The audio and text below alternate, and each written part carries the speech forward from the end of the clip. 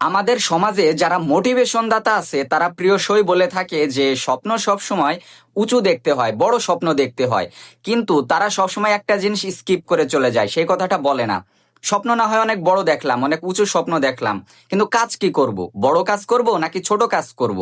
এই কথাটা তারা বলে না। সো আজকে আমি কনফার্ম করে দিচ্ছি যে কাজ সবসময় ছোট কাজ চয়েস করবেন এবং ছোট কাজ করবেন।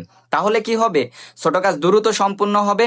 আর দ্রুত কাজ সম্পূর্ণ হলে মস্তিষ্কের ভিতরে একটা ডোপামিন রিলিজ হবে। ডোপামিন তো সবাই চেনেন।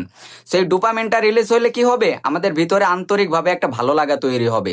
আর এই ভালো লাগা থেকে এমন একটা মোটিভেশন আমাদের ভিতরে তৈরি হবে যে মোটিভেশন সারা জীবনেও সমাজসেবীরা দেয়া পারবে না। সো এই মোটিভেশন থেকে কি হবে? তুমি আরো একটা কাজের জন্য অগ্রসর হইতে পারবা, আরো একটা কাজ করতে পারবা, আরো একটা ছোট কাজ করবা, আবার তোমার ডোপামিন রিলিজ হবে, আবার আন্তরিক ভালো লাগা তৈরি হবে, আবার মোটিভেশন হবে, আবার নতুন আর একটা কাজ করবা। এইভাবে কি হবে? এরকম ছোট ছোট কাজ করতে করতে তোমার যে বড় স্বপ্ন ছিল, তোমার যে উঁচু স্বপ্ন ছিল, একটা সময় তুমি ওই জায়গায় যেয়ে পৌঁছাইতে পারবা। সো স্বপ্ন বড় দেখো, কাজ ছোট ছোট করো।